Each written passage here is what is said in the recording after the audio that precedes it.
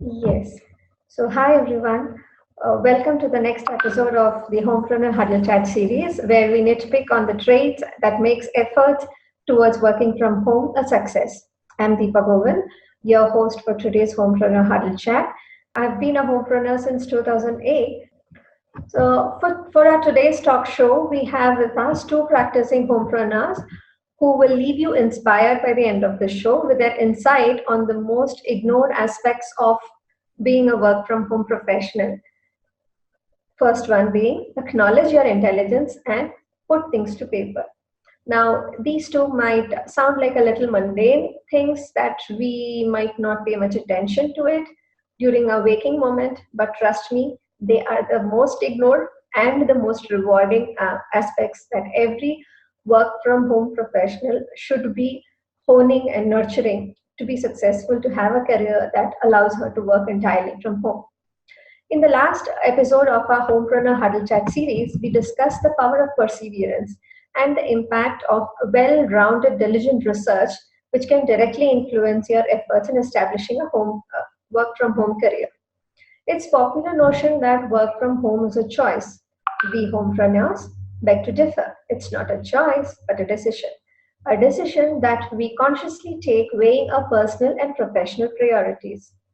Our first guest today is Priya Khatpal, who is a practicing homepreneur.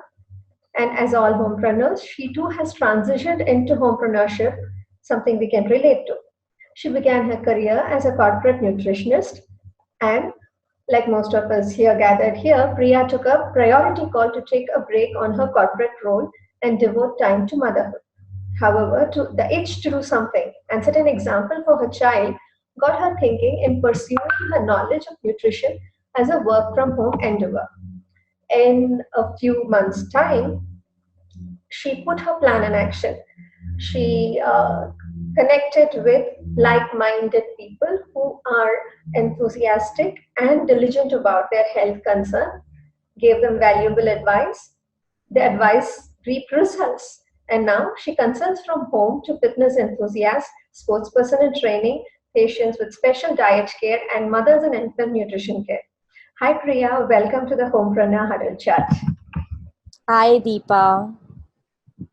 Hi, everyone. Thank you so much for having me here. It's a pleasure, and it is an experience for me as well. And I'm sure, along with me sharing my learnings, I can also learn along with all of you. Thank you so much for having me. Thank you, Priya. Just so much happy to have you with us as well. We'll be also talking to Archana Jog, an adjunct faculty at the Taromal Shahani Center for Management, Mumbai, teaching HR and communication subjects, and a visiting faculty at NMIMS, Narsi Monji Institute of Management Studies, Mumbai. She's a performance and competency developer at the Carleton University, a skill that companies consult her for identifying and qualifying best performing individuals in a measurable manners. Now, best performance is usually, we have a complacent attitude towards how an employee's performance is measured. Okay, she does well in one project, good. Something sticks on about a particular employee into the mind, which is in good light, then the employee is good. Now, it so appears that's not the case. There are certain metrics that needs to be used to measure the performance of an individual. So this is where Archana actually excels. So she is somebody who helps corporates, companies, and consultants in qualifying best performing individuals in a measurable manner. She also does private consultations for language enhancements, organization, and comprehension skills vital to our work from home efforts and make it a success. Hi Archana, welcome to the Homepreneur Huddle Chat series. Hi, thank you so much, Deepa, for such a long and I didn't know these things about myself. So thank you so much, Ashna. Great to have you with us here as well. Thank you. So before we begin formally our conversation with Priya and Archana, do know that you can ask your questions directly to Priya and Archana. Just drop them with the comments in the chat section and we will respond to it a little while later. So let me begin the series with a little conversation with Priya. Priya, you were having a great corporate career as a nutritionist. Then you took Right. a conscious decision to leave it all. And Right. now here you're again with the same role as a nutritionist, but at a Right. different capacity, working entirely from home. So Right. how did this transition happen? So for a very long time, I was working as a full-time employee with a lot of companies, not just one, of course, at different stages of life. And at one point, I was also working with 3 to 4 companies together because I had actually transitioned from a full-time employee to a consultant. So even though I was a consultant, but I was a full day worker going out, maybe doing things and working around. And during working with 3 4 companies in different capacities, I was doing a lot of things beyond what I used to do as a person who was only in one company. That's when I realized that, if I could do so much with 3 to 4 different companies in one day, uh, while I'm a freelance consultant, I could also do things for myself at some point in time and still continue to be busy with my work, and of course turning it into something which is enterprising, and of course as a business or a money oriented thing. But that was just a thought at that point in time. I really didn't give it too much you can say uh, I didn't give it too much of analysis at that point in time. Once I conceived, I realized that having a baby, taking care of the baby, and taking care of home, because once you have a baby, taking care of home becomes much more important. You need things in place at right time and right, at the right place, because as an adult you may not need so many things, but as a baby needs a lot of things, and you are supposed to provide them to that. And my husband, who travels a lot due to work, he cannot, obviously, that is not something he can change. So that is when I started thinking more towards how can I change my work profile in a way wherein I can give time to home and baby and continue to still have something of my own, identity of my own, of the knowledge that I have acquired in so many years of experience, and of course the education. That is when I started, kind of looking out for things that was more to do with sitting at home and still continuing to work. At that point in time, I looked out for people who were offering work from home jobs. So about say 8 years ago, 5 to 8 years ago, Mhm. the whole evolution of websites and social media was at its peak. A lot of people were going beyond Google and looking out for information on various websites. Were looking out for tools and resources on various websites. That's how I came across one of the websites that was hiring nutritionists to write articles, create recipes, create videos, do analytics for them. And that's how I got hired by them. And then I realized that, at that point in time, that okay, let me gain all this experience with them, because it was new to me how the website and everything was working, and how someone can just sit at home and still continue to work for uh, in fact, for anyone who's sitting in New York or anyone who's sitting in any part of the world. So I gained a lot of knowledge at that point in time, and then once I delivered, I realized that now is the time I need to come out of it and do something on my own. And whatever experience I gained at that particular time, I started utilizing it, and I started putting down things on paper as to what I can do as an individual, because I don't have a team like them, neither can I hire people at that point in time. So I just started putting down on paper what is it that I can do individually alone, and still gather enough attention from consumers, from clients, from customers, or create customers for that matter. So I created a page for myself. I created a website for myself, all slow and steady, was not really looking forward to do anything very fast. So this is how I actually, the evolution happened in this particular way. That's very good. As people who have the desire to work from home, it's a common thread that I come across that one fine sunny morning you decide, okay, today I want to work from home. Let me see what I can do, and within a week's time, okay, tomorrow I want a website. The day after I want client, and the day after I want to be paid. But the hard reality is it never works that way. Correct. As much as we are stealing time, we are borrowing time from our everyday chores, so does our effort. Our efforts are cumulative in nature. It is just impossible to have a success tag to a work from home effort in a week. Correct. So it's more or less like, what we find in the athletics, in the sports, like during the final, people do amazing things in athletics, in field events, in gymnastics, but we cheer for them all, but we tend to forget that the final moment of revelation that they perform before us has come after years and years of dedicated uh, effort, dedicated practice. Correct. This, you have just shared it so wonderfully, Priya. And so, coming back to your transition, the Right. corporate role had well-defined duties and responsibilities, Absolutely. whereas when we work from home, when we transition as a homepreneur, we don many hats. We have to be our own PR. We have to be Absolutely. social media expert. We have Absolutely. our own graphics. So there is one thing that you tap onto your previous knowledge, your academic knowledge. Absolutely. You are educated in the field of nutrition, so that Correct. part is handled. The core part is handled. Correct. But you still would have needed a lot of accessories to go with it to make this core knowledge a saleable skill. Correct. What were your challenges? What were the learnings, new and old, that happened to you? So a couple of things in the beginning, I felt that writing was okay. I could write an article, post it on the page. But then I realized some people may not read it. I don't know how to reach, how to make sure it reaches a lot of people. So putting it on the page and putting it on your own profile, maybe sharing the link with a couple of people that was one part of it. Uh, Facebook in itself is such a huge world. When you spend a lot of time on it, you realize that there is so much more than just interacting with couple of friends that you have on your list, and people beyond who are actually on Facebook looking out for information, looking out to maybe even find a job, looking out to even maybe connect with like-minded people.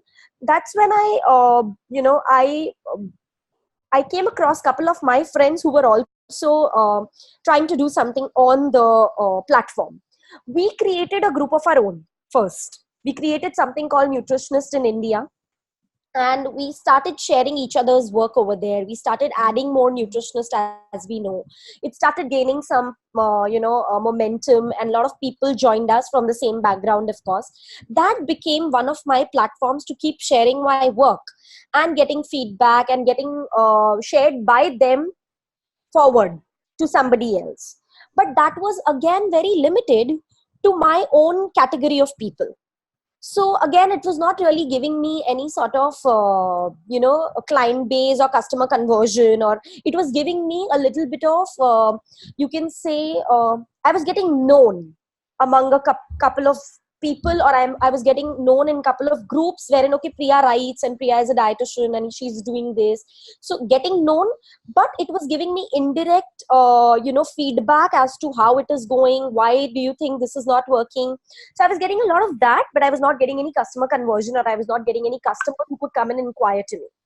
Then I realized, why don't I try and find groups wherein I can join and share the same thing with lay people, because that's exactly where my target audience or customers lie. So I started joining certain groups, for example, Borivali Malad Kandivli group, like, just a random local group. And I belong to, this side of the suburbs. So I said, okay, why not? I can maybe, interact with people who are nearby to me. And maybe if they want to ever meet me or interact with me, it would be easier. Then slowly I started joining things like online jobs, online consultations. And when I joined these groups, I obviously joined a few at a time to first see how it is going. And I realized most of them are really working well and giving some sort of response. I started sharing my work over there. I started marketing myself that I'm a dietitian and I'm now working as an online dietitian, and I give consultations online. that's when slowly I started getting some sort of inquiries, and I talked to them. Now each inquiry also was teaching me a lesson, because they were questioning me about, okay, how will you give me a diet, how will you keep a check on me? So sometimes the question was something that I have not thought about. So when they asked me that question, I was able to create an answer and then put it down. Okay, next time I'm creating a marketing tool for myself, I'm supposed to give this answer beforehand so that a person is not confused. So Facebook in itself gave me a lot of tools and a lot of learning. That's where I began. I got very comfortable with Facebook, and I started using it as my one of the most core platform. And then I also saw a lot of people creating graphics and posting, and then I started speaking to a couple of my people, where do you create these graphics, do you have a graphic designer? And then I had one of the friend who was a graphic designer, and I also met a lot of mom bloggers when I started working from home. And because I was also a new mom, besides the work, I had also joined a lot of mom groups for my own connectivity. Okay, how do new moms take care of their babies, what kind of products they use, etc., etc. So not only these groups gave me friends who were in the same boat like me, but a lot of them came from a different skill set. So when I was talking to them, we were sharing each other's skill set. So a graphic designer mom telling me, oh, you know what, why don't you use this website? It's a free website. You can create your own graphic. So it was new to me, but I tried. And because obviously we are from the millennial category right now, we are at least, very comfortable with, very comfortable with how to create things on the computer, but that's something we can learn, because with the computer and the laptop and etc. That worked, that was sharing with each other's skill set, it worked. And I started creating my own graphics. And when I was creating my own graphics, I also learned that lesser is more when you're trying to share something on the group of people. You don't need to give too much of information. It should be more pictorial, it should be more attractive. So these were the learnings that happened in the first 2 years of my motherhood, by and simply by sitting at home, chatting with people, creating groups and community on WhatsApp, talking to people on Facebook, and making new friends virtually. And we just shared, so a lot of people I shared my tips with. Okay, as a new mother, what you should do, so that your baby doesn't go hungry, what kind of breastfeeding tips you can use for yourself, etc., etc. So what I was pro at, I started sharing that, and what they were pro at, they started sharing that. So that's how we kind of created our own uplifting group, wherein we are uplifting each other for creating our own work from home profiles. So that's how it worked, to create the different sets besides the core of nutrition that I already had. Wow, Priya, that's just amazing. Like, something that stuck into my mind right now is that you did mention that it took close to 2 years, Yes, and yes, 2 years of social learning. I mean, yes, Facebook is a necessary evil. Let us all admit it. It is a yes, necessary evil. But let us keep the necessary part and keep the evil out of our goals. yes, So yes, social learning, I love the way that you have used social earning for your own benefit. Like, you've repackaged your past knowledge, which is your core knowledge of nutrition, which is right, in academic, into a blog, into an intelligent conversation with a potential client. Because anybody who engages you in a conversation, in a comment regarding any nutrition based advice, okay, my child is having constipation, what should I do? Or I'm feeling very gassy, and what should I be taking? I'm somebody, I'm a sports person in training, and I'm also a mother. So does my nutrition change with the kind of physical profile that I have? So any conversation that you were having with anybody, in your community post, in your private chats, in your Facebook group chat, all that content began to, I can see how it has evolved and come out into a wealth of knowledge that you have finally come around to monetize and manage. So, correct, coming back to, I'm going to come back to your own academic learning this time. So here is a social learning which you had learned new, and now using this new learning, you had also put in a good use of your education. You are a nutritionist, so right, education has been very important to us all along. Our correct, parents have raised us well, they have given us good education, and And no, it's. I mean, it was at the right time that you remember that it is a time to tap into your past learning, to tap into your degree, to tap into your experience as a corporate nutritionist, and put two and two together and come out with a working work from home model of your own. Right. So not everybody can think. Everybody thinks in this order. So okay, I want to work from home, I will find work from home. So here is somebody who has had a past knowledge. Now our knowledge is ours, nobody can take it away from our head, but yet we fail to realize that we possess that knowledge, we own that knowledge in our head, we own that idea. How did this equation happen? So when I started, working for the person, like I said, for a website where I was starting to write article, that was really new to me. Okay, I had never thought of nutrition as a piece of information on a paper or on a screen that anybody could read and benefit so much. I had not thought about that. For me, it was always talking to someone on one-on-one, face-to-face, understanding the person sitting in front of me, what is their background, why they are facing certain medical issue, or why they are facing a nutritional issue, and then me as an expert sitting and understanding what I can do for them. So that was one part, and of course when I was analyzing the recipes and etc., that was the other part. But this third part about writing a piece of information, like maybe for an example, benefits of coconut oil, just for an example. So for me, benefits of coconut oil was there in my head, and I could maybe share it with someone who's sitting in front of me, but it was never a piece of paper that someone else could read, or a piece on the screen that someone else would read and find it so amusing that they would actually start benefiting from it by maybe using, or maybe get in touch with the writer saying, oh, I loved your article and I would like to know more. That part was something that I learned while working from home for that particular website. And that is when I realized also that because of the whole internet, the whole internet boost that the social media platforms are now giving to so many people, and the access of information is so high, and it's not just limited to Google now. What I meant by Google is I can directly go and type a website name, which I have heard from someone. 15-20 years ago, I would actually go to Google and search by the word that I'm looking for. But today, if somebody, like for an example, Deepa tells me, you know what, this website has real good information, I will not go and Google it. I'll not go and search. I'll directly put in that website detail. So that's the difference that has come.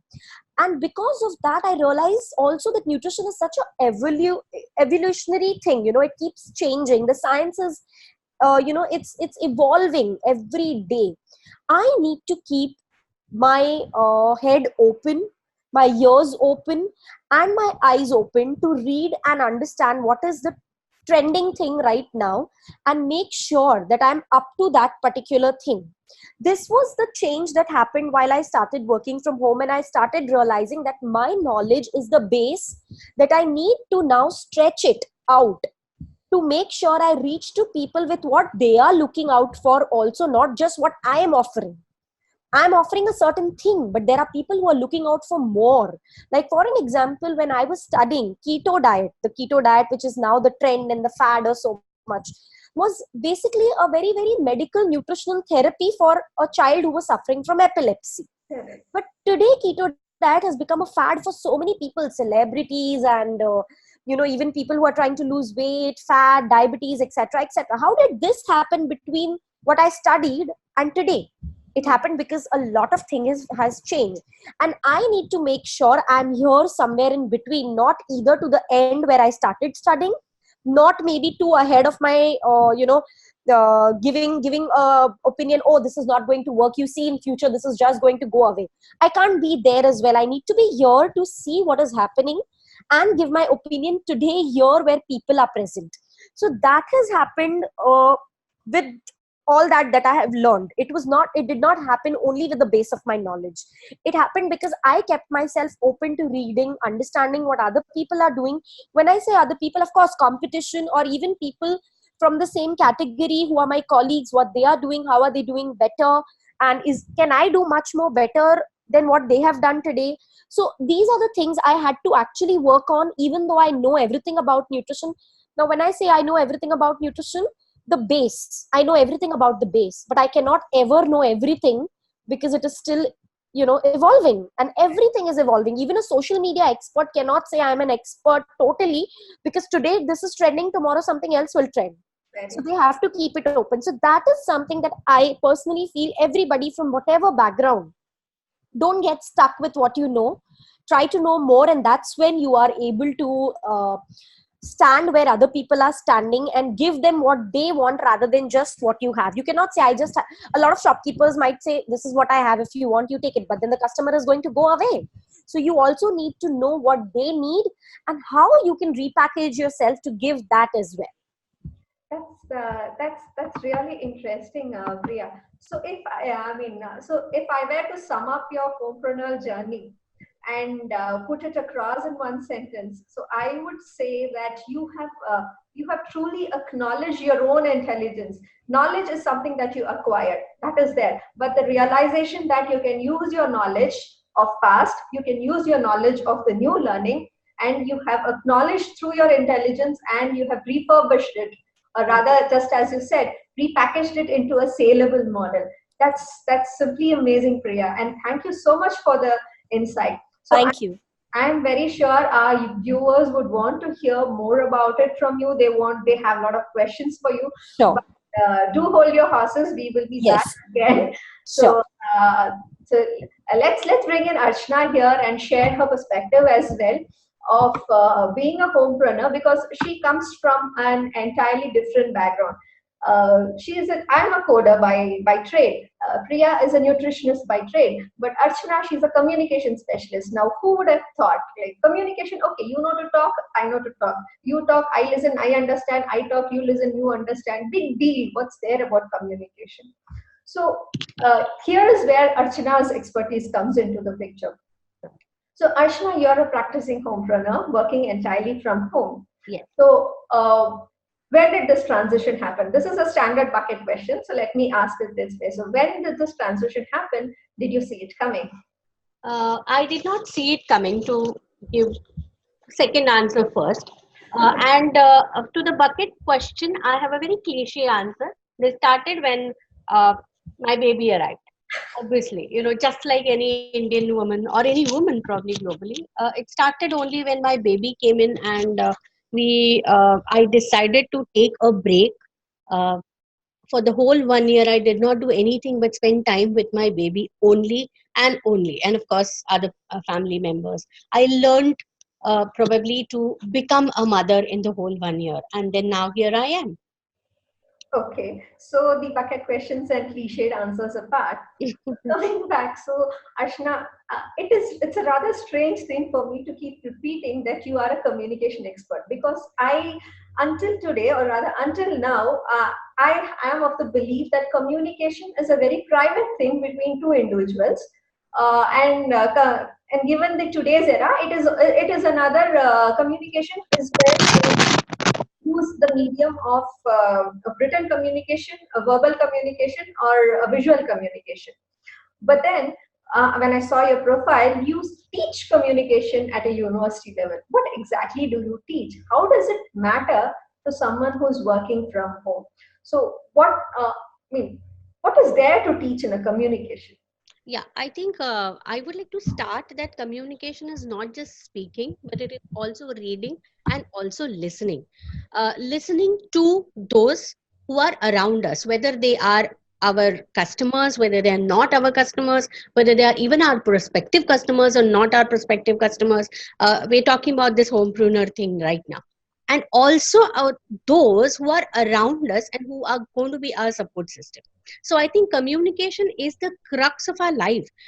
We teach our child to speak, and we are in a hurry that the child starts speaking even before they start walking. We start talking to them, we start using our touch, we start using our eyes, and children, our babies, communicate with us in so many ways. Their cries, their movements, their eyes when they move and we are moving around in the room. So I realized that, oh, all right, I mean, communication is something that needs probably a little more attention than we have been giving it for a while. And that's how I decided that I would want to work in this field. Of course, I did not start calling myself a communications person because I come from an HR background, corporate HR background, and I did a lot of training there. So I started my career as a recruiter, a career as in a homepreneur career. I was recruiting for a Singapore-based company and a US-based company, and I was giving some consultation of creating documentation to one of the medium-sized companies here, which was very close to my house. While doing that, I came across a few companies who gave me a feedback that the candidates that you're sending are very good technically, but are not able to handle basic questions like introducing themselves, or talking about what they are looking forward to, or what their goals are, basic questions that they ask, where do you see yourself after 5 years. And then I realized that, all right, I mean, recruitment is definitely a thing that the whole world is getting into and earning a lot of money out of, but I think there has to be something or somebody who would prepare the other side of the recruitment, who Hmm. are the candidates, who are probably college students, would need to know what is expected of them so that they land up into a job and also succeed. So I started, getting involved in designing training programs. I connected with a few colleges, and I suggested that within your course, you need to have few years, a few months, or a few days, or a few hours of communication related workshops, courses, or something like that. And one of such college, which is Narsi Monji Institute of Management Studies, responded saying that yes, we would like to include a few hours in our pharmacy course. And that's how I designed my first communication based program. And that's where I started. It was about 12 years back. Wow. So, I mean, the key takeaway from what you told me right now is I can see two types of communication. One is effective communication where you know your priorities, where I know what my priorities are. And the second one, I would rather term it as a fruitful communication by making my priorities known to the listener. So if just by listening to that one piece, I can come with these two wonderful terms about communication. I'm very sure that your students on your communication lecture should be taking more away from that as well. Thank you. So, Archana, I've seen your profile, and I'm not going to read out your profile right now because our viewers have already read it. All So, right. you manage private consultation. You keep up with university curriculum. I believe you're pursuing a course for yourself as well, Yes, I am. and you conduct workshop. You are a mom to an already published authoress. So some would say that so much on the plate is a recipe for a burnout, but your demeanor says otherwise. How do you manage them to keep them on check so that not only are you able to accomplish them all, but also prevent a burnout at a personal level? Yes, I must admit that yes, there is time when I feel burnt out, uh, especially towards the end of the day, because probably I have indeed served too much on my plate for that day or for that period, and I have not realized that I will not be able to digest so much that I have taken. In fact, now it is much better because I have started using a technique which I would like to share with you, and that a basic, simple technique is writing everything down. Making to do lists is a life for probably any homepreneur. You need to write down things. Why homepreneurs? We have been making lists forever. We go to a market and we bring a list along. Previously, probably we had lists only in our minds, but slowly we started writing down how much we require and what we require. Even when we are ordering it from a local bania, we still have a list that is prepared. That list gives us a reference point for all the orders in future. I remember my mother used to have a book with herself where half part of the book she would write her daily expenses, and half part of the book would be every month she would order for her home essentials, and it would be a reference point. She would have analysis done that how did this get over so fast because we had guests at home last month, and would I need it more because we would have a festival coming up.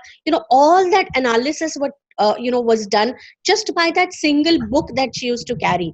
So then, one point I realized, or probably it was inbuilt with me because my mother used to do that and I have seen it, that I realized that making a list helps. And as a housewife, I started making lists of everything. We make lists like, every day, how many clothes have we given for laundry, to the laundry wala. And why not make lists for something which is much more trivial, much more important, much more a part of our life than, these things. Probably it is going to bring us to success. It is going to take us to a satisfaction that we feel at the end of the day.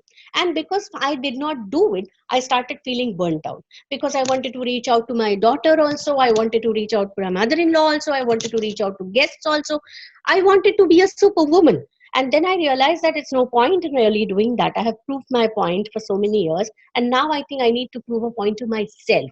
And the crux or the basis of that is to become organized. As women, as housewives, we are already very organized. We want our lives, our houses to be clean and organized. We want our maids to come on the time, the dot time. If she's like 5 minutes late, we would be like, why are you late today? We're so organized. But when it comes to putting our businesses, our careers that we have thought of, when it comes to that, we somehow give it a back burner. I will do it if I have time. We look at it as a pastime and not as a part-time activity. So I would suggest to all of us out here that don't look at it as a pastime activity. Don't look at it that's something I would like to try my hands at. I would want you all to make it a part of your daily routine. I would want you all to put in everything. In fact, the list that if I show you my list, a book, you would go crazy because I have everything lined up. I have lists of, every week's tiffins that my daughter would be taking, so that I know exactly what material I would need to be out of the fridge, how early, and what will I need to make. And I have timings put in front of it that if I have to make a paneer burji, I will need to, cut onions, so it will take about 10 minutes. But if I have to just, fry some fryams and give her in her tiffins, it will not take probably more than 5 minutes. So I start my day with timings. I start my weeks with timing. And when I started doing things from my home, when I started adding my profession to my life, it burned me out because I did not add it in this list. I did not have it put into my daily life. I did not make a goal out of those activities which I needed to do for my business, which was probably my mistake. And that's why I felt burned out. I felt nothing is accomplished at the end of the day. I feel like a dustbin sometimes at home because I'm not doing anything for myself. Even going to a parlor is now scheduled in my to-do list of a week or a month, or, how many ever times that I need to go. So the mantra here is put everything to paper. Organize your lives. If I want to make 5 calls for my business on a given day, I would need to write it down with timings, with durations in the list of my course of the day. And also, don't ignore your homely activities, your homely duties that you call. So along with those 5 calls, also write that, serving friends or serving guests, or receiving this, and calling for your daily essentials from a banya, because that too takes about 10 to 15 minutes. So add everything in that list is my mantra. That's. I can so much relate to it. So as you were repeating, it takes time. It takes 10 minutes. It takes 15 minutes. It takes 2 minutes. It takes 7 minutes. So that is one thing that I find rather common for every working professional, working from home professional, or rather professionals working from home, is we get too guarded about our time. We are too protective about our time.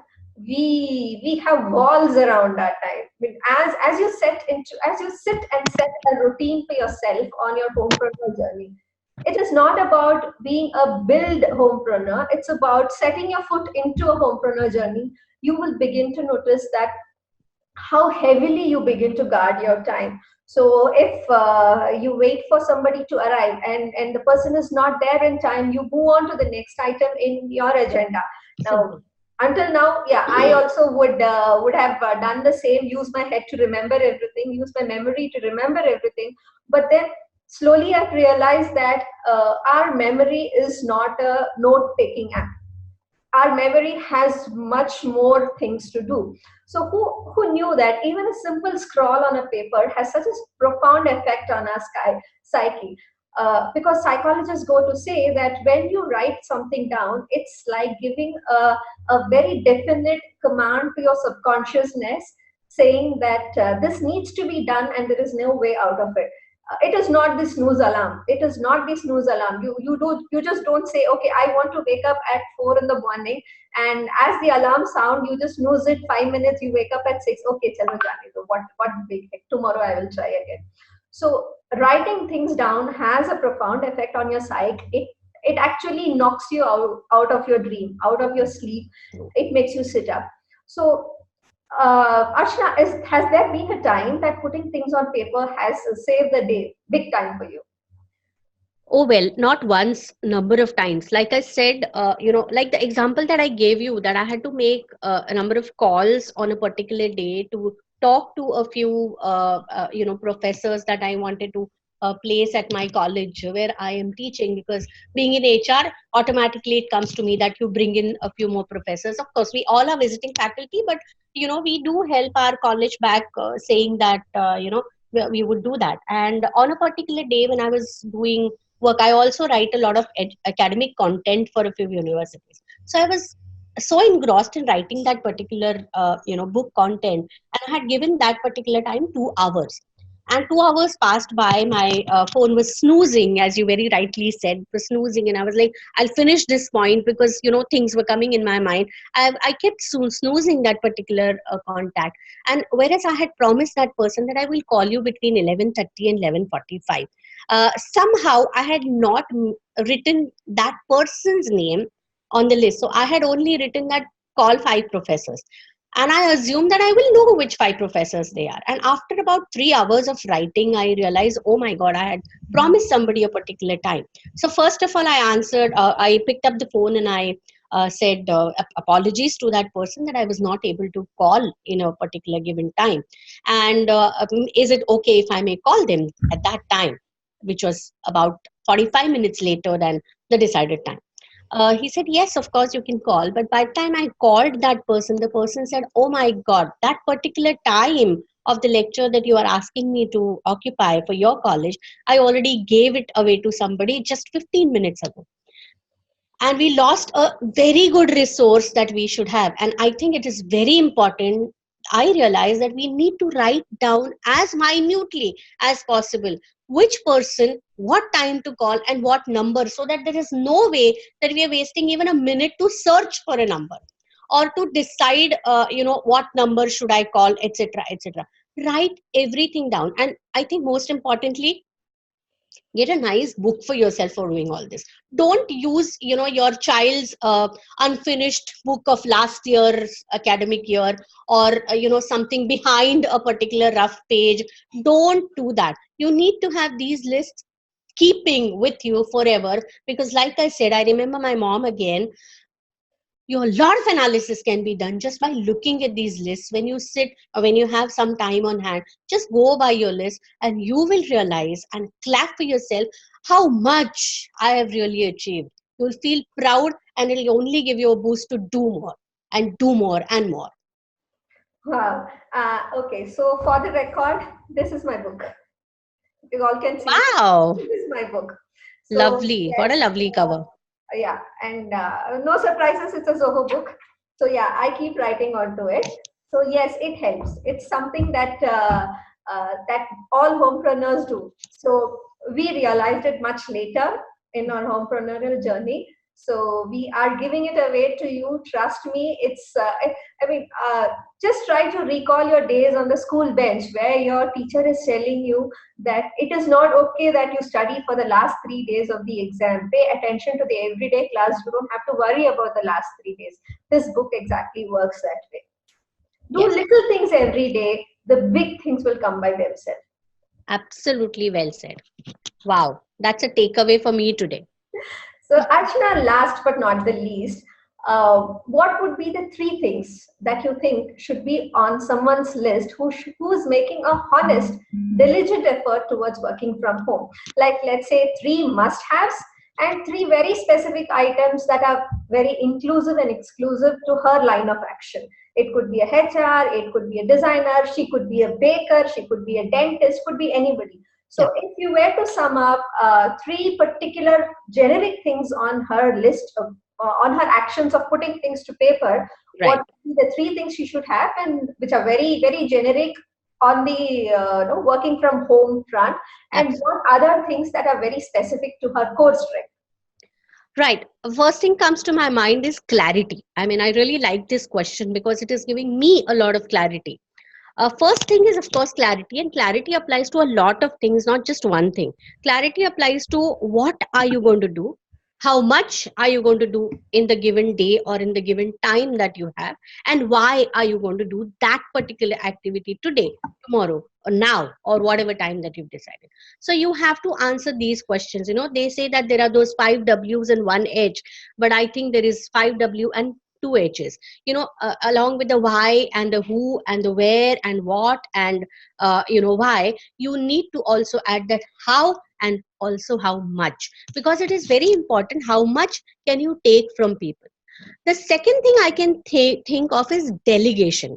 Most important, think about delegating a lot of your duties, a lot of your things that somebody else can do in your family. Even it could be a child. A lot of times now my child is 12 and she knows how to make a PPT. She needs to prepare. So whenever I make a PPT of my training, the content is all mine, but I ask her to add a design. I ask her to add some kind of an animation to her. So I delegate that time, which would have taken about 15 to 20 minutes of mine, which I give her, wherein she is also getting her practice for the software. And also she feels very good that she is getting to be a part of mummy's work. So, you must learn to delegate things to people. So one is clarity, I said. The second is delegation. You need to have people around you. It could be your maid, who you can actually sometimes ask for a printout to be done, or a Xerox to be gotten in, or anything like that. A lot of times I may ask my cook also to bring in some sabji while coming home, that I'm so sorry, I realize that there is XYZ got over. Since you're coming, why don't you pick it up? And I give her 10 rupees extra for that. Why not? But at least I'll not have to sweat over, stress over thing that it's not there. So delegate as much as you can. In fact, I don't have a printer. A few days, few months back, my printer conked off and I've not bought any. So I have a lot of printouts that I need to send to a Xerox center or a printout center, which is not very far from my house. And a lot of times I send him the whole lot of printouts for the whole day. And when my husband is coming back from work, I ask him, can you just pick it up while coming? You know, we really don't do all this because we feel guilty of passing things or passing work to someone else. Why should they worry, or why should they get into my work? Why should I bother them? So do not do that. Delegate so that your stress will be much less. And a third thing that I can talk about is I personally feel it is very important to give time to yourself. Don't get bogged down by doing this, doing that, doing this, doing that. Even in your to-do list, write that particular time down. That half an hour of a walk, half an hour of a time spent in garden, half an hour of a 1 hour of a tea break with my girlfriends or something, which is very important, which rejuvenates you, which is very important. And that could be even reading for your business. That could be, like Priya said, I agree with her, that it's not enough to just keeping on doing what we know. It's important that we upgrade ourselves. It's important that we update ourselves. So even that one activity must be added into your daily activity. I will read about this new concept that I've heard. So keep that time for yourself. So clarity, delegation, which will automatically probably give some time for yourself, and take care of yourself. You don't have to be a superwoman. You're not. Yeah, let us start accepting it. We are not superwomen. We are as humane as the next person to us. We also have 24 hours a day. We also have physical and emotional needs. We get tired too. We also need to sleep at least 8 hours a day, which I'm sure none of us do. We barely sleep for 4 to 6 hours, Oh my and God. yet manage with the energy of the rest of the day. But yes, it all starts with accepting it, and once the acceptance comes in, we begin to realize the plus and minuses of it. And as Priya was saying, let us put our intelligence to work. We are not dumb people. We are not dumb people in a sense that we are not somebody who cannot think. We are not objects that cannot think. We are people. We have good education. We have good social knowledge. We have the ability to learn from our surroundings. Let us put our intelligence to good use. Let us learn for ourselves. Let us help ourselves as well. And while we are helping ourselves, let us also acknowledge the help that we are receiving from others. So, Archana, that was very, very useful insight, very, very actionable Okay. insight. Let us bring Priya in now. So, I'm opening the house for the open Q&A. I have a couple of questions here already. So while we address them, the rest of the audience, please type in your questions so that we can take it up one by one. So Rajlakshmi here has asked, Ashna, can you please help me with how to develop or learn on business communication by suggesting books or any website or any document of any sort? Raj Lakshmi basically wants to understand and get the nuances of business education. She's starting out on her work from home journey. I think Okay. it's a fair thing to ask.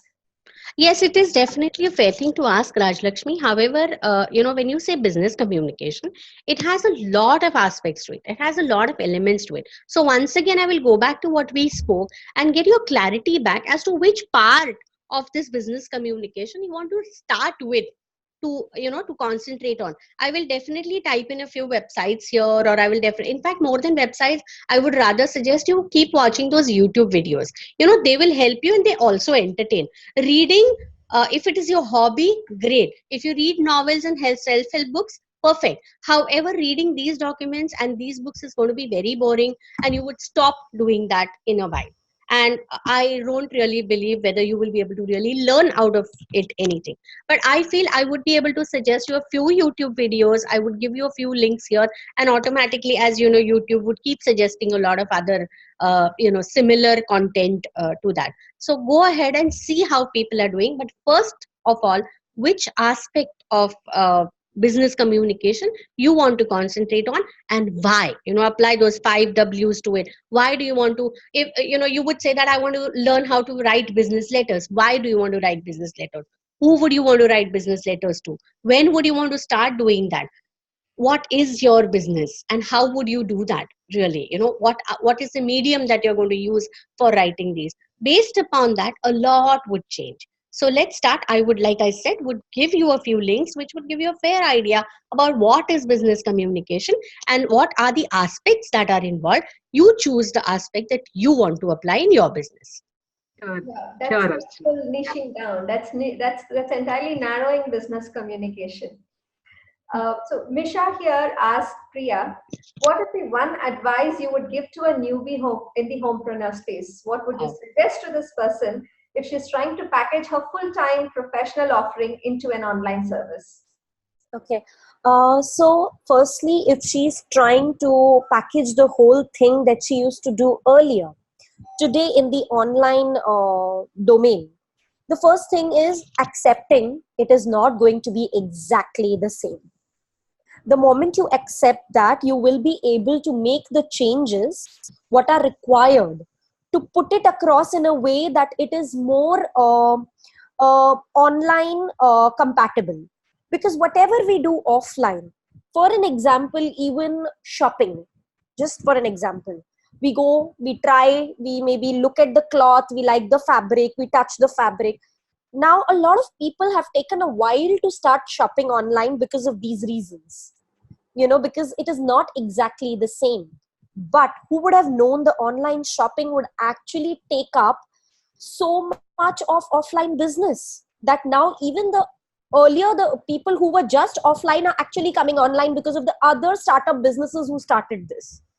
So you have to firstly accept and make sure that it is not going to be exactly the same, and you will have to make those changes that will make it more compatible with the online domain, so that it looks the way it becomes more attractive for people. Because see, online, the touch, feel, communication is not exactly the same. See, now we are talking online with each other, we are still able to see.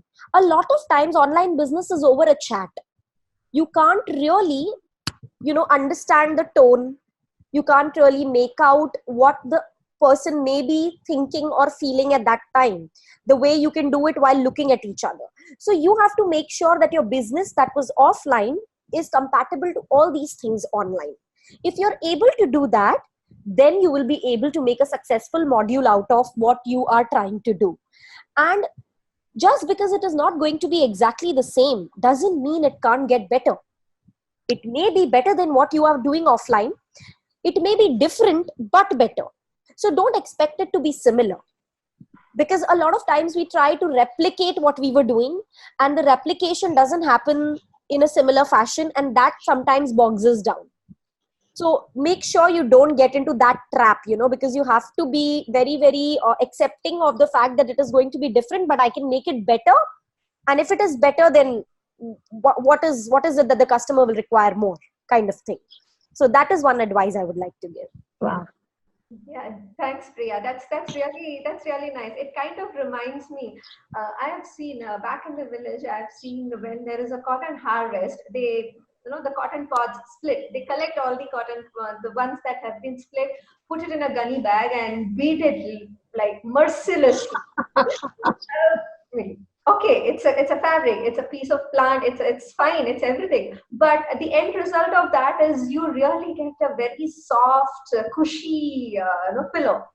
So the beating was, it's merciless. It's utterly merciless. We kids used to have fun time because we were given sticks and we were asked to be, and they got free labor. Wow. They got free labor.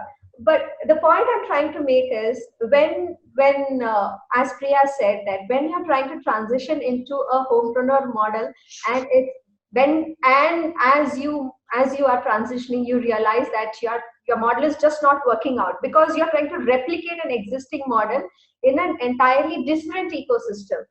So if it doesn't work out, then it does not have to translate into a disappointment.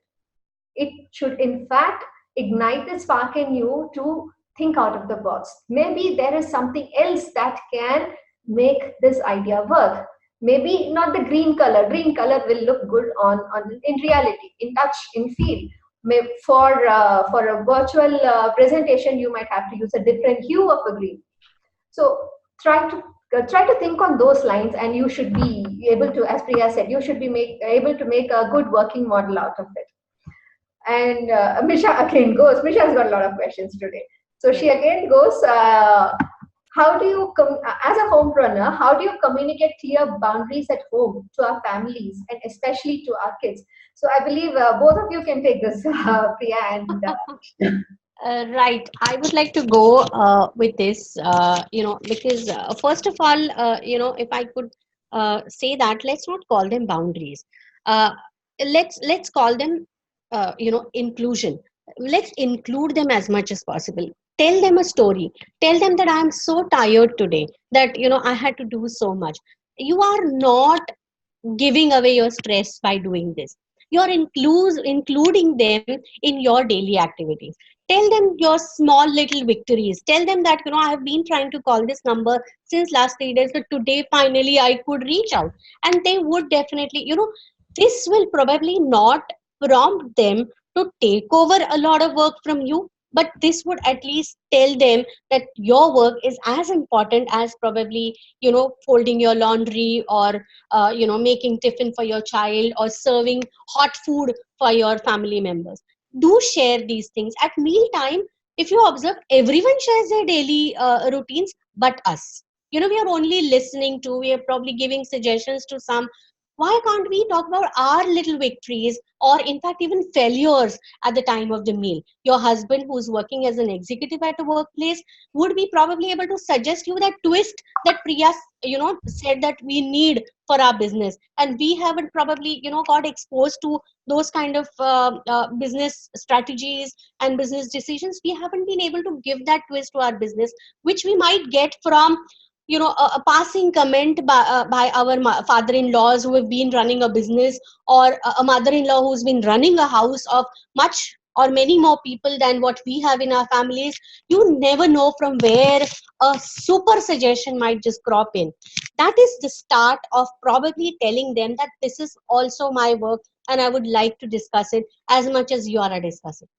Automatically, I think they would start understanding, if may still want to call it, their own boundaries. They would start giving you hand in your work, or they would start giving you or offering you hand in your work, or in such a way that your work gets a little easy for you than it used to be. So let's not call them boundaries. Include them as much as you can. Start sharing your tension, stress, little victories, little failures. Start talking about it to the family members. That's what I did. Wow. It helps. Including them in your workspace help. Priya, can you share yours as well? Because I'm just waiting to share mine. So I'll go Okay. ahead. Wow. Okay.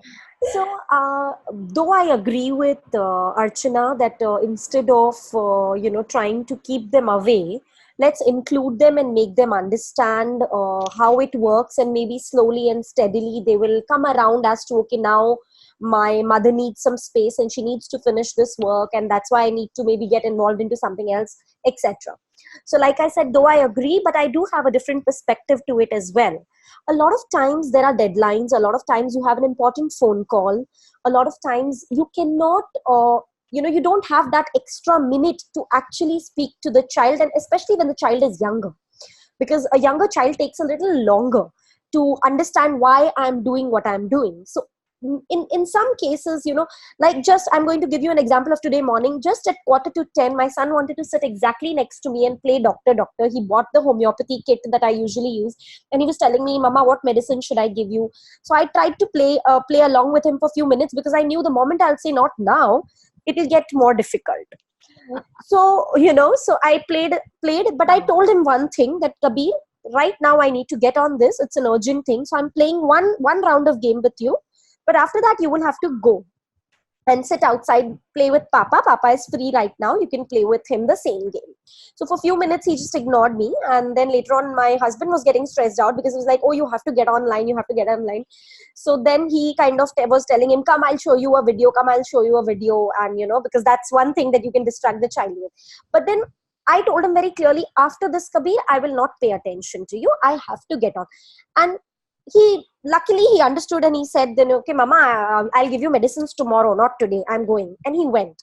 But it doesn't work like this always. A lot of times he will just maybe hold on to the fact that he wants to do it. So at that point in time, what I generally think works is getting someone else involved. Like, I also agree with Archana on the fact that delegate work. In my words, if I have to put more than delegation, I say, do not deny any support when you want to get work done. Do not think that, what, okay, let me get this done myself, I'll do this also and I'll do that also. Let's not do that. We are, like we said, we are not super women. I'd like to say we are super women, but with a lot of other wings that are going to help us, because even superheroes don't do it alone. They have a bandwagon of people helping them. So so I would rather say, when there is a lot of urgency to your work, you have to get a second person involved. Mostly in work from home options, that's how it is. You have your help or someone, and tell that person that you need to take care of the child right now for next 5 to 10 minutes at least. Let me get my work done, and then later on, of course, you can go and use the same concept like Archana said. Talk to them, try to include them, maybe even explain them that Mama had to do this because it was something that could not be stopped at that particular moment. If it was possible, I would have sat with you at that time, but it's not always possible. So I think it is going to be a mix of couple of things that, including always is definitely one thing, but at many a time you may have to put your foot down and tell the second person, what, please take care of him right now. I need to get this done right now. Because, even though everything was planned for today, he did decide to sit with me at 9:45. And, then I have no choice but to give him those. But yes, I have realized that you have to give them that few seconds, at least the attention, and then maybe ask someone else to take over, because they should not feel ignored. That is very important. So this is how I think it needs a balance. Sometimes you have to be a little strict. Sometimes you can give extra time to them and keep them inclusive most of the times, like Archana mentioned. And then somewhere you strike a balance as to, and then a lot of times you still fail. And that's how it works. But please don't feel guilty for doing this. Exactly. Let's come out of that trap of feeling guilty. Yeah. So taking yourself for a guilt trip is a cruise. You really want to go on that cruise, pick your call. You'll never return. So I have a couple of other questions as well. Just give me some time. Yeah. I have Mohan Kumari. She says, hi everyone. I am Mohan Kumari. I'm a housewife. My study background is in BCom. I'm interested in home-based on work. Give me a suggestion. So for a BCom graduate, what avenues would you suggest? Anybody? Well, I think it really, if you really want to use your BCom, then you think of it. What is your interest? What is your hobby? A lot of times our hobbies, our interests could be turned into online businesses. A lot of times, something that you're good at could be, changed into a home-based business. Like if you're good at making cookies, baking cookies, you could probably bake cookies, give them as samples to your neighbors, and you never know, that could turn into a lovely business for you. One of my friends who was a pilot and had to leave job due to a lot of things all happening in airline and aviation industry. About 8 months ago, she started baking cakes, and she started sending us samples. Today she conducts every week, in fact she's full of baking courses. She has at least 5 students at every Saturday at her home, and she teaches them chocolate baking, muffin baking, cake baking, and she charges them for good amount of 1,500 for a 3-hour session. I think something like that. So think about what you really want to do. What is it that you think you will be able to sustain with a very long time, along with using your hobbies, along with using what you love doing, along with using your expertise. So do not think always about a degree or an education, etc. Think about something that you want to do for a very long time in your life. That could be one tip that I can share here. Priya, there's one for you that says, as nutritionist, what is the one thing that homepreneurs tend to ignore by putting their family first and ignore their own personal health? What advice would you give women to have a healthy start? Okay. So since homepreneurs have to keep balancing between the work from home and the family, a very, very simple thing I usually tell them is, see, what we do generally is family time, we give importance, work time also we give importance. How about blending your health along with these two, because you are already giving a lot of importance to these two things.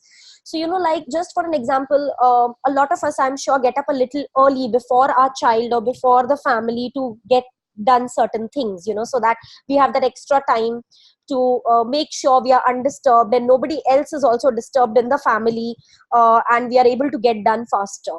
How about giving just 5 minutes to yourself and, making sure that you have a bowl of healthy snack next to you, and, starting your day with that. It could be just a mix of dry fruits. It could be a fresh glass of juice. It could be as simple as some seeds that you have roasted and kept aside. And now, because I come from a nutrition background, I'm telling you about this. Also, how about giving yourself 5 minutes in the morning or before sleeping and closing your eyes and meditating and, deep breathing and making sure that you're able to keep yourself centered. so that you are ready for the next day. These two things, if we are able to do effortless, while we are doing other things, not giving this as importance as a chore. Oh, I have to do this also, I'll have to eat a healthy meal now. That becomes a chore. But how about, oh, let me just grab a few almonds and sit with my computer. That is blending in along with something you are already prioritizing. If you blend it with your priorities already, it will become simpler. But make it on your to-do list. Okay, I'm getting up early to do this. I'm also going to add, a healthy snack along with it while I'm sitting and doing this. Or I'm going to, sleep early tonight. Why don't I add just a 5 minutes of breathing exercises on the bed itself? So, just blending in along with your current to-do list will make sure you're not actually putting in extra effort, which is something that most of the people find very difficult to do, because I get a lot of clients coming in saying, I don't have time to do this. How do I manage? And that's when I ask them, do you have 15 minutes extra in the morning when you're doing your other things? How about just grabbing something like a fruit and sitting with your computer at that point in time? You're not putting in an extra effort to do that. You're just grabbing it, sitting with your computer while you're doing your work. So you're not really putting extra time, just putting extra thought. Now, extra thought is something that homepreneurs are pretty, already very pro with, because you have to give an extra thought to a lot of things, not just this. So that's something I feel would work out for most of us if we are able to give that extra thought. Wow. Thanks, Priya. Ashna, here is something for you on the communication space. So, Misha again. So Misha actually takes away the crown for the QA today. Absolutely, absolutely. Ashna, the online space is changing, and now service providers are expected to go live or upload educative videos on various platforms like Facebook or Instagram.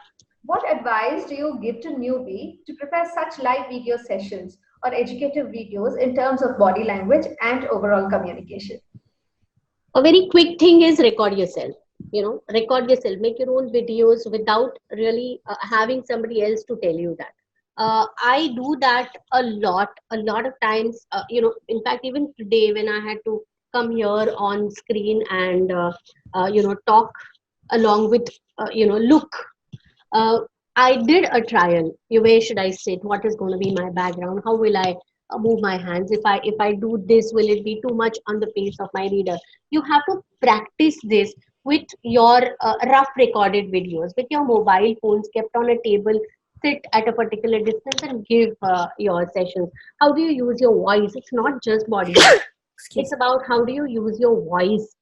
Is your voice loud enough? Is it too loud? How does this particular expression look? Because that's my habit. A lot of times we have to break a lot of our habits, because a few gestures look strange online versus offline, because there's a limited window and you're only fitting into that much of your body part.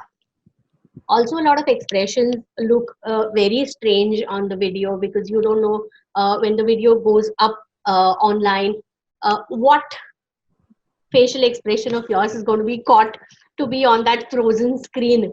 So you have to be very very much aware of your own body language first. So the first thing is, the basic tip is to record yourself. Keep yourself recorded. First make a 5 minutes video, then make a 10 minutes video, then make a 30 minutes video.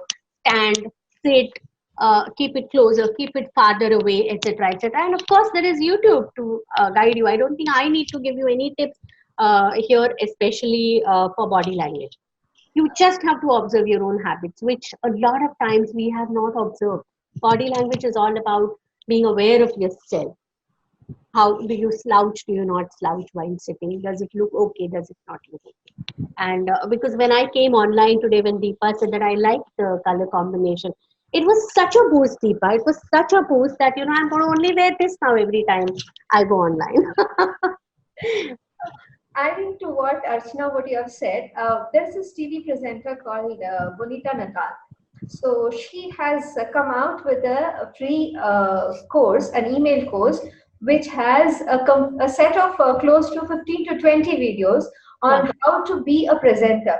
Now she takes it at a level of a TV show host or somebody who's hosting a live show. So her direction of giving tips, giving us information about how to conduct ourselves, how to stand, how to speak, as you said, how to use our gestures, how to look at the audience, how to occupy yourself through the entire stage is is at a different level. But watching that video has actually helped me understand a lot of things about presenting ourselves. It's like own your presence, own your voice, own your thoughts, and communicate. That's what presentation is all about.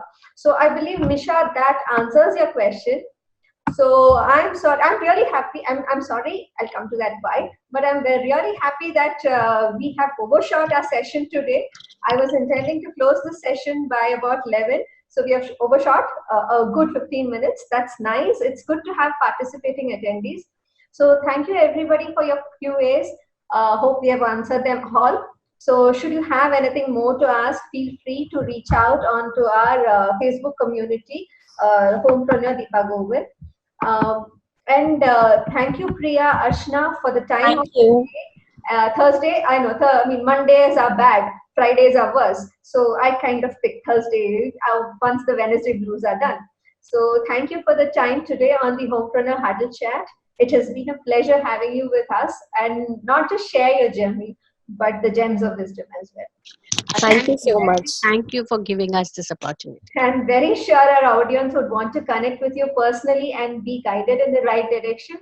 So everybody on our Huddle Chat page will have the profile of Priya and Archana, includes their LinkedIn link as well. So do connect with them. You will gain a lot more if you connect with them. Wow. So thank you for being part of the Homepreneur Huddle Chat series. I will be back again in the next show with another couple of guests who is making an effort towards her working from home goals. So Wow. thank you, Priya. Thank you, Archana. Thank you so much. Everybody for being here with us. Thank you.